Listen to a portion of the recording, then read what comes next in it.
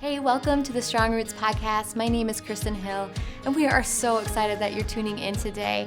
Our prayer is that you would move one step closer to Jesus through this series. So go ahead and check out this next episode. Hey, Strong Roots, we are in our Why I Didn't Rebel season, and I am here with Brent VanSoest, and I am genuinely excited to talk with you. He has followed Jesus very faithfully and has been steadfast. And like everyone, we all fall short of God's glorious standard, but you have been just honestly so faithful to Jesus. And I am excited to learn from you today and to pick up things not only for my own walk, but for raising kids and for discipling other people. So thank you for being here. Absolutely. Thank you for asking me to come and talk about this. I love, just having the opportunity to share about Jesus in a different way. Yes, absolutely. So Brent, I'm just going to start off the bat. How have you stayed accountable for not rebelling? Yes. Some of the biggest ways that I'm able to stay accountable are through relationships in my life. Yes. Especially kind of mentor figures. So my dad is a really big one in my life. He keeps me accountable. And it's not always necessarily that he's asking me, but it's just kind of that silent, this is what's expected, this is how you're supposed to live. He wasn't a super vocal with his emotions or things like that, like a lot of guys, but him especially. Yeah. But he always led by example. And then he would follow that up with a conversation, like, this is why I do it. Especially when I'd ask, like, why are you doing this? Like, things that are really countercultural, and he was really faithful. He's a really great example, and he held us, I say us, me and my brothers, to high standards, and he wanted us to have that same level of life satisfaction and to follow Jesus in our lives. I hear you saying that your dad was really good at answering your whys. Is that true? That when you question, like, why, I'm making things up, why do we go to church? Why do we read our Bible? Was he very faithful in answering your questions? He was. So he was always really patient because, I asked a lot of questions about a lot of different things. Yeah. But he was really patient, and he was able to, articulate the whys and to tell me, this is why we're doing it. Sometimes it wasn't always necessarily what I wanted to hear, and maybe it wasn't as elaborated as, I'm a super analytical, I love really deep answers and everything. Yeah. So that wasn't always exactly what I wanted, but he did always answer the question, and he was always there to do that. And that was always really great. He was really good, really good at it. That's awesome. I'm going to ask you one more question off of this. What is a way he modeled it that was inspiring to you as a kid? He was always super patient. And for what I understand, he wasn't always that way. Yeah. Again, I don't necessarily know that because I've always known him as being super patient, especially with my mom, and the relationship that he had with my mom was really inspiring. Yeah. Kind of mind-boggling to me sometimes because my mom, she has a very commanding personality, and he was always so patient and so loving, and he modeled love so well in that relationship. Right. And he did with other people as well, but especially with my mom, he loved my mom so well. Yeah. And even my wife now, Angie, she's, made mention of that, like how I've taken that and, brought that to our relationship, and just the servant heart, but also the patience and like being able to continue that legacy that he's built up of, loving my mom and showing Christ's love through that. Yes. Oh, that's awesome. So what blessings have you received when you have chosen not to rebel? Yes. So some of the blessings that I've received are just freedom, freedom from sin and guilt and pain and all the things that come with sin. I mean, sin is basically sin is anything that causes pain. And so when you rebel, you're stepping into that pain. And a lot of times we rebel fairly willingly and knowingly. Yes. I mean, it's not like we just accidentally rebel. Right. I mean, maybe every once in a while, but most of the time it's not. Yeah. And so when you choose not to rebel, you're choosing the opposite. You're choosing to remain faithful, to remain true, and then you're just blessed through that because you're choosing not to hurt yourself, not to hurt relationships with other people. So that's a huge blessing from remaining faithful. And then, the inverse is when you do stumble or you do choose to rebel, you see the opposite and relationships are hurt. So having experienced both in our lives, I mean, everybody's experienced both. Just seeing that and recognizing, well, that is the cause of a lot of our pain. Obviously, not all of our pain is directly related to our sin, but well, a lot of our pain is pretty self-inflicted. Yes. And learning from it. Yeah. Because I feel like we can sin, and then, we watch it in our own lives, other people's, and then choose to do it again and again and again. And it's like, come on, Holy Spirit, let's help me learn. Oh, yeah. Yes. So how do you withstand pressure to go against culture and to submit to authority? So that's always, really, especially in our culture now. So what immediately comes to my mind, because it's kind of a pet peeve of mine, is with politics. Because Jesus talked about politics very little bit, but basically it was that you should submit to your ruling authorities. Yeah. And you said authorities, so that's what came to my mind.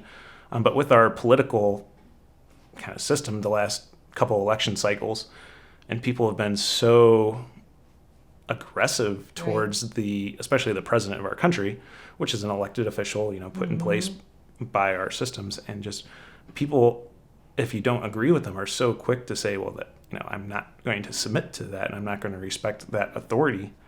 And so just even at the highest level, obviously that's like the highest level of authority that we have here on earth is our federal government.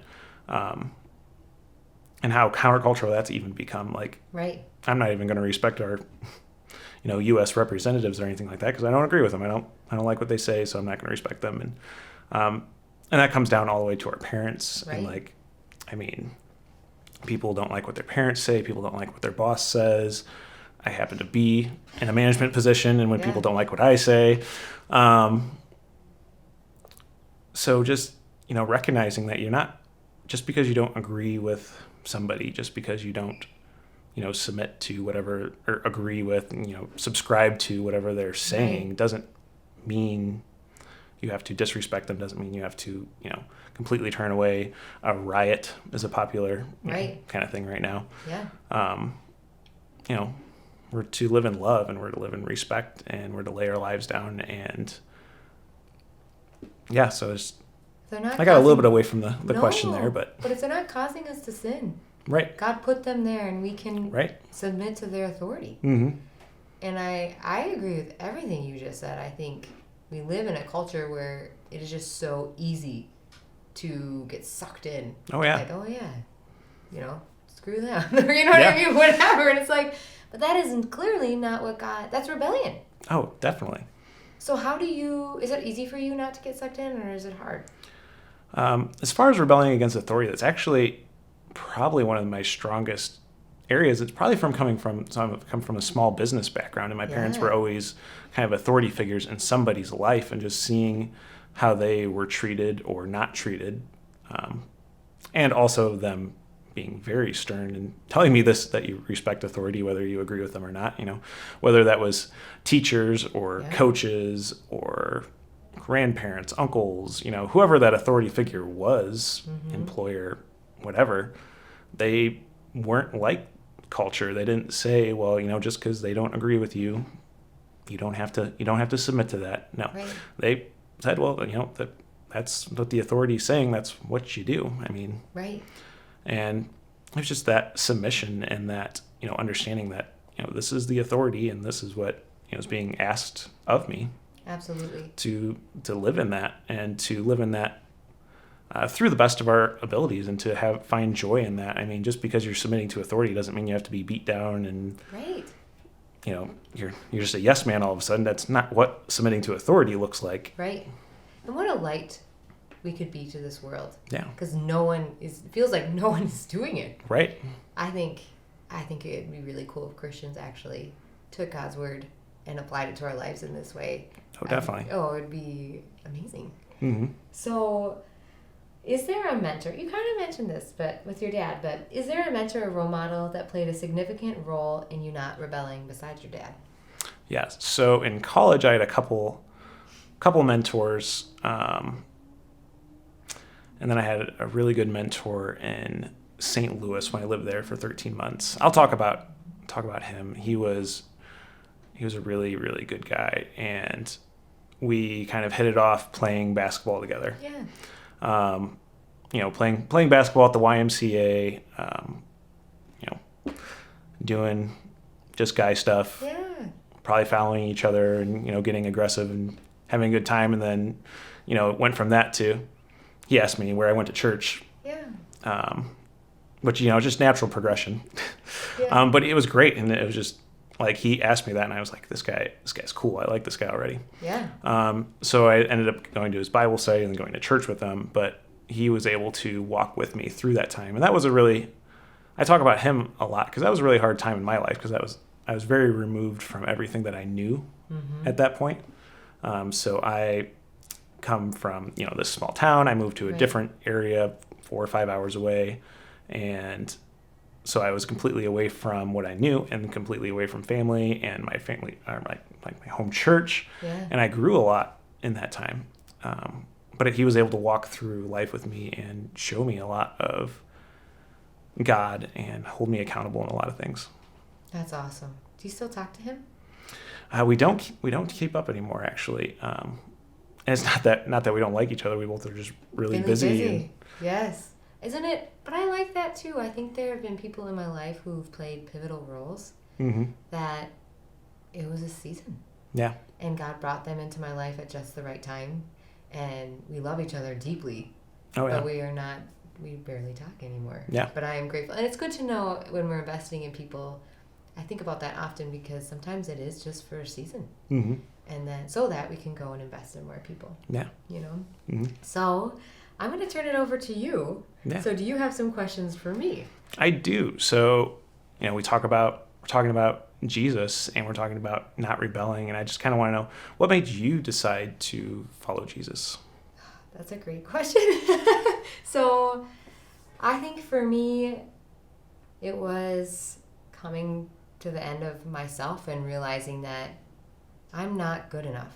I think I totally bought that cultural lie, like, if you're a good person and you believe in Jesus, you're going to go to heaven.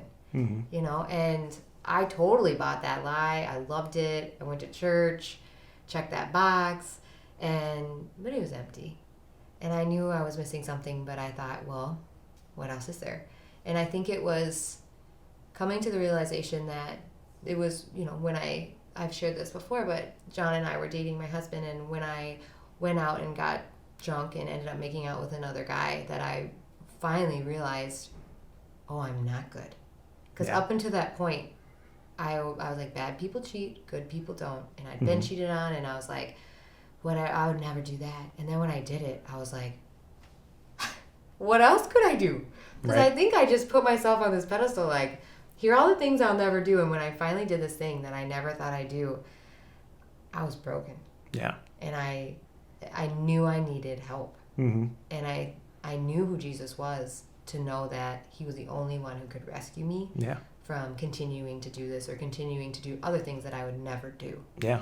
And so honestly, it was my own brokenness and God helping me realize that I am not a good person. And that's what led me to Christ. Oh, very similar to my story. It seems like we have to get broken before, we have to be humbled before we can come to God and truly submit. Absolutely. Isn't that interesting? Oh, yeah. Definitely. I don't know. Yeah, I don't know. There's so many things I'm excited to ask God when we get to heaven. Like, so could I even, like, obviously, like, I know his timing is perfect, but, like, could you have humbled me sooner? Right. You know what I mean? Yeah. That would have been nice. Yeah. But, did I have to go through so much before we got to this point? Yes. But yeah, and I trust that he uses all things for the good, right? Yeah. But what was your last question you have for me? Yeah, so my last question is, that's how you chose to follow Jesus. Then how do you build on that relationship? What do you do to build and deepen that relationship? That is a great question. And I feel like You've been following Jesus a long time. I mean, I'll give you the basic answers, but I'll try to expand on it. I think reading the Bible every day, I can't emphasize that enough, because I think as Christians, we've all been on the bandwagon of like every day, and then all of a sudden life gets busy, and I have gone through seasons with having babies and getting up and being tired where I have made excuses, and my spiritual life is just it dies is a strong word, but I see my faith withering with not being in God's word, and so that is super important to me. And I try to read the Bible every day, and most weeks that looks like 5-6 times a week. You know, I usually I'm not perfect, but I think I just know that's so important. But also, I think spending time in silence is super important for me, and not only I mean, obviously praying to God, but hearing his voice and giving him opportunities to speak to me, I think has really strengthened my faith and reminds me that it's a relationship, because I think I talk to him a lot during the day, like one-sided, like blah, blah, blah, blah, blah.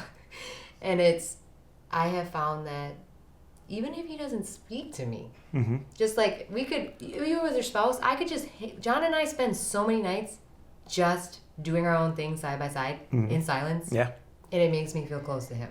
Like me being there with God and in silence, it just feeds my relationship with him. And then thirdly, I think obedience. I think me doing what he tells me to do in his word, that draws me closer to him. Because nothing makes me feel like a wedge is put between me and him than disobedience and rebellion. Right. You know, and he hasn't left me, it's me. I went off and did my own thing. So obedience is my third thing. So thank you for asking. Definitely. And thank you guys for tuning in. I just genuinely learned so much. Thank you. I really appreciated what you talked about authority. I think that was spot on, everything you said, and the way that your dad was such an amazing example.